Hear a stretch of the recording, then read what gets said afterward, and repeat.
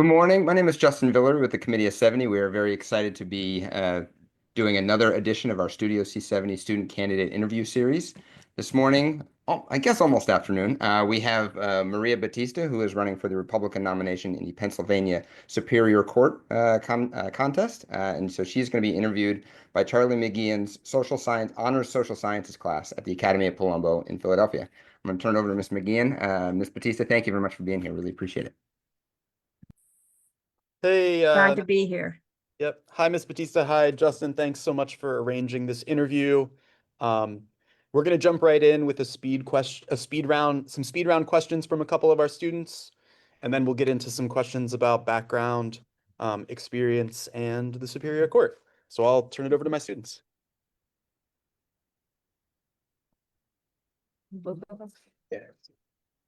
Hi, ladies. Hello. My name is Hedger. My name is Joyce. And the first question is, what was your favorite breakfast as you were growing up? Pancakes. Do you prefer Wawa or Sheets? Sheets. What time do you wake up in the morning? Varies from 4 a.m. to 8 o'clock, depending if I'm traveling. What's your favorite brand of water? That's a good one. We usually have Deer Park here, but I do like some of the other ones, Aquafina. What was your favorite hobby growing up? I was training to be a concert pianist, so piano. Do you prefer sleeping on your left side or your right side? Neither. I prefer sleeping on my stomach. Do you have any pets? I don't right now, but my one son does. He has a dog. If 100 men go against one gorilla, who would win? Say it again. If 100 men were to go against one gorilla, who would win? 100 men against one female? One gorilla. Oh, one gorilla. I think it depends on how big that gorilla is. Team flowers or team food for gifts? Flowers. Who is your favorite U.S. president and why? Ronald Reagan was my favorite president. You know, when I was growing up, he just really resonated with me and what he wanted to do for our country. Oh, thank you for your time. Thank you. You're very welcome.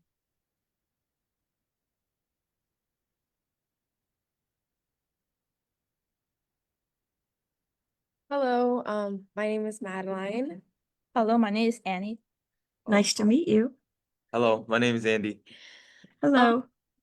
Our first question that we have for you is, what was your community like growing up, and how does that impact what you do now? You know, I actually still live in the same community where I grew up. I live in a very rural county, Clarion County, and it's on the northwestern part of Pennsylvania. And, you know, we had, you know, different school districts, but how big are your classrooms, for example? How many kids in a class? About like 30. In each class? Yeah, generally. So our classes would have been about, when I was in school, between 60 and 90 students. And then when I graduated, it was under that. So it was a very small district. It was very rural. And it was a little community. So it wasn't until I was much older, even older than you, that I was really exposed to urban and suburban life. And how does that impact me now? I still love living rural. I still love right now living in the country. You know, my practice over the years, I've had to have a second place to live, like in Harrisburg. And so when I would go home on weekends, it's a much different environment from the urban areas. Thank you. Our next question is, what was the most memorable experiment that shaped who you are today? The most memorable experience? There's so many, but I think one that shaped who I am today when I was very young, when I was 6 years old, was when I wanted to play boys Little League. And I was very small. And this is back in the early 1970s, because I was born in 1967, right? And there were no girls that were playing boys Little League. And back then there was no such thing as T-ball that you have today for young kids. And so I didn't want to play softball. I grew up with boys in my community.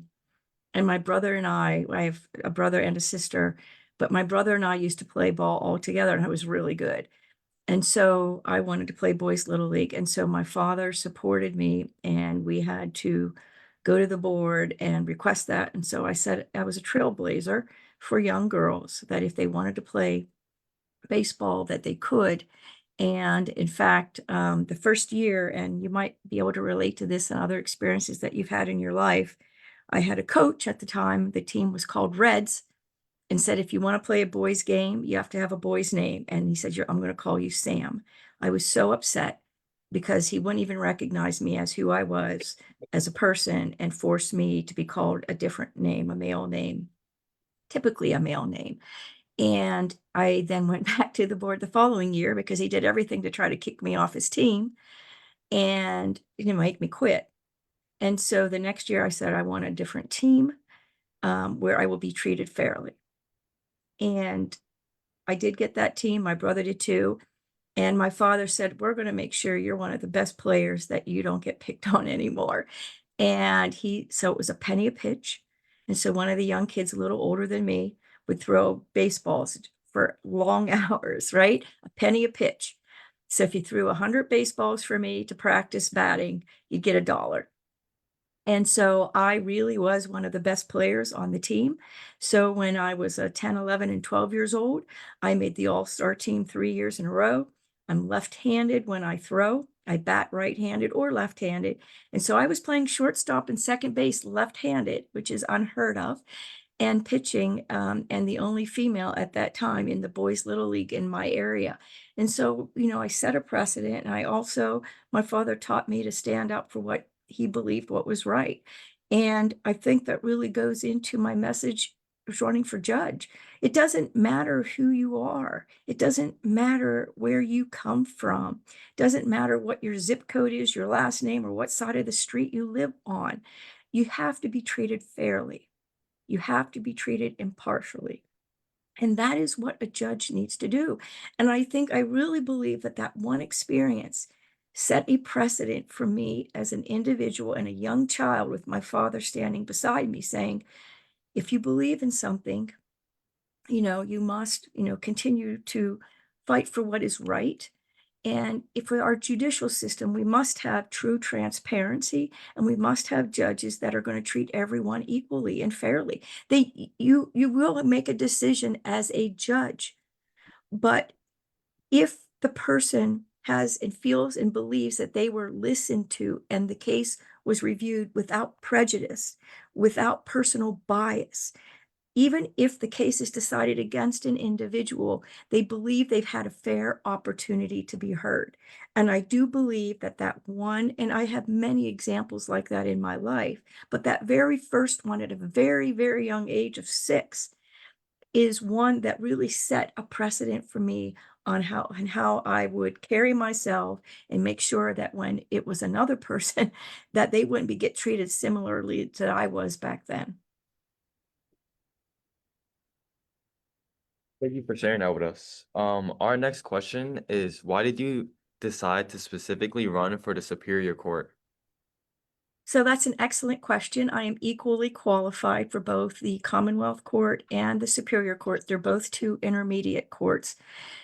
But my background has some additional benefits for the Superior Court. And again, it wasn't something that I thought about a few days before. I was not recruited to do this like my opponent was. What happened, and you're so young, you would not probably know this, but if you're doing research in your class, I highly recommend that you do some research on this topic when you're talking about judges. And in the early 2000s in Luzerne County, there were over 5,000 kids, some your age, that were impacted by the juvenile justice system in Luzerne County because of what 2 judges did. And they were getting punishments for things and infractions that may not have required the same type of punishment that they got. Ultimately, those 2 judges went to jail for what they did, but it impacted over 5,000 children in the juvenile justice system. And some of them committed suicide. On my own dime, again, this was not something that I had to do. It's not something that I was required to do. On my own dime and spending my own money, I traveled across the Commonwealth when I heard about this, went to the Interbranch Commission hearing to hear the testimony of, individuals your age, some were younger, many were in high school, heard what happened to them, had an interview with the special master. His name was Judge Grimm, who was assigned to review all 5,000 of those cases to determine what should the outcome be and not what it actually was, which was because of the conduct of 2 judges. And I interviewed both the state representative, the senator, the child or the victim advocate for the state of Pennsylvania. We also had on our panel some judges, both in the appellate courts and in the Court of Common Pleas. And we also had the chief counsel for the Department of Education involved in this.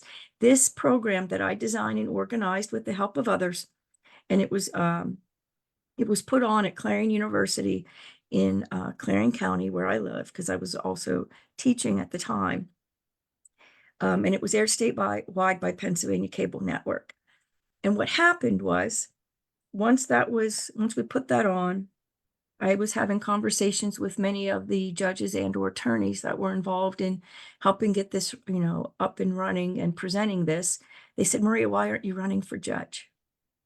You care about the courts, you care about the people, you care about the children that may appear in this juvenile justice system. And we know that sometimes, based on statistics, depending on where you are, sometimes the outcomes are a little different. And so they said, why aren't you running for judge? And I said, me? I said, it's not that I don't think I'm qualified. It's like, who's going to take me seriously? I am from a very tiny county in Clarion, or in the Commonwealth. I'm not from Philadelphia. I'm not from Allegheny County. I'm not from the collar counties, whether it's Montgomery, Chester, Bucks, or Delaware counties. I'm not from any of the larger counties. So how in the world can I, whether I'm qualified or not, get the momentum and the support to be able to run a statewide race from a small county? And she says, get your name in there, because there was a judge, her name was Judge Maureen Lala Green. She was on the Superior Court in 2011. So this program was put on in 2010 in the spring. And this happened in that early fall. She was running for a retention race, and she says, Maria, put your name. I said, no, I'm not. Maria, put your name in. No, I'm not. And I said, there's no way I can get the endorsement. There's no way I can get through this process. I said, I know I have the skills. I know I'm capable, but I don't believe I can get the support that I need. And this was someone in your communities. She was the first female justice elected to the Supreme Court in Pennsylvania, and her name was Madame Justice Sandra Schultz Newman, and she was a mentor of mine, and she was in my programs. And I can tell you, if she wasn't so adamant, kind of like my dad standing beside me when I was 6 years old, but if she wasn't so adamant in telling me, you have to do this because you care, you're one of the few people that really care about the courts and what happens to the people in this system, I'm not sure I would have ever pursued running for judge. And because of that, Superior Court, if those things ever went to appeal in that juvenile justice system of what happened, would go to the Superior Court. In addition, my background lends itself to having additional knowledge that I can assist other judges in the Superior Court. Not that I can't do that in the Commonwealth Court, but because the largest body of law that goes on appeal from your Court of Common Pleas in your county are criminal cases, the second largest body of law that goes to the Superior Court are matters involving families and children. Do you know any friends of yours that their parents are divorced? Yeah. And have you ever heard about them talking about you got to transfer from one parent to the other, or the child custody cases? Yeah. If that's ever appealed from your local court, it would go to the Superior Court. It's the second largest, busiest body of law that goes to the Superior Court. So when you're looking at the best interest of the child, and you would fall under that because you're all under 18 years old, right? We're Not all. we're Some- 18. Some of us Okay. are 18, some aren't. Okay, 18. So, but, you know, based on the law, sometimes when you get your age, actually, usually sometimes at age 12 and 13, the judge will really, really start listening to the preferences of that child or teenager of where they want to go. But there's a number of factors that the judge, sorry about that, there's a number of factors that go into determining what's the best interest of the child. So say you have a father and a mother, and they went to court, and one was fighting for more time than the other, and the judge ruled a different way. If they felt that the judge made an error in that court, they would have a right to appeal it to the Superior Court to review whether, there was an abuse of discretion by that judge in the decision, and maybe they didn't evaluate the factors appropriately. I have 5 degrees, not required to be a judge on the Superior Court. You have to have a law degree, but you do not have to have those other types of degrees I have. So I have 5 degrees. I have 2 undergraduate degrees. One's in elementary education and one's in speech communication theater. I have a master's in education. I have a doctorate in education, and then I have my law degree. And so and I taught in a K through 12 setting. And so I understand a lot of issues dealing with children with special needs, including those with autism. And there's been a significant increase in autism among our children over the last 30 years. And so I have additional knowledge that I can impart when the case is assigned to me, or it's assigned to the panel that I'm on, or if there's a round table or judges want to come to me and ask me questions saying, Maria, you were in a school district, explain more about an individualized education plan for a child. And how is that, how is it? So I have this additional knowledge that I can impart on with the second largest body of law that goes to the Superior Court. No other candidate has that. And in addition, when you're dealing with the cases with the autism in the courts, they created a roundtable. The prior Supreme Court justice, he has since passed away, started that because judges, even in the lower courts, even in your communities, did not know how to address and or even handle children on the autism spectrum disorder, because they may act out and that's just part of their behaviors. They may not understand the same way. And I have incredible experience in that area, again, to be a part of those judges, if elected, that can help assist in a better understanding of how you handle if you have someone appear before you. Now, please keep in mind, on the appellate level, I don't get to see the witnesses because it's the record from below. But I can help assist those Court of Common Pleas judges that do hear the testimony of those family members, of those kids that are going through a difficult time and in a part of a custody battle between the parents or a grandparent or whoever it might be. Same thing with adoption cases and other cases like that. So a lot of these cases, the criminal realm, the family realm, if any of you have ever seen an issue dealing with real estate or a contract, or you heard something, or your parents have a small business, those cases could also be appealed to the Superior Court. And so it impacts you every single day, even if you're not the party that's involved. The decisions of this court impact you every single day. It's one of the busiest courts in the nation. There are 15 judges that sit on this court. Right now, there are 6 Republicans, 8 Democrats. There's 1 vacancy. As a candidate, you must run in a party. I'm running on the Republican ticket. But when you become a judge, all that's supposed to go away. You're supposed to be the judge of all people. It shouldn't matter what your party affiliation is. it shouldn't matter at all. But we've seen at times that people's personal biases or preferences have impacted their ability to issue a decision impartially, and that is not what our court system was meant to be. Thank you. Okay, thank you for answering all of our questions. Oh, you're very welcome. Thank Yeah. you so much. And I really appreciate this opportunity. And I do highly recommend your students to really look at the Cash for Kids scandal in Luzerne County, because they can really learn a lot about what happens when the judge does not, or judges don't conduct themselves the way they're supposed to. Yeah, thank you so much for that recommendation. And yeah, thanks so much for taking the time, and to all our students who asked such great questions. They did. They asked wonderful questions, and I hope that they continue to be engaged so that when they're able to vote here, that they have a better understanding of who the candidates are. Thank you Yes. so much. Thank you. All Thank righty. you all. Bye-bye. Appreciate both of you being on.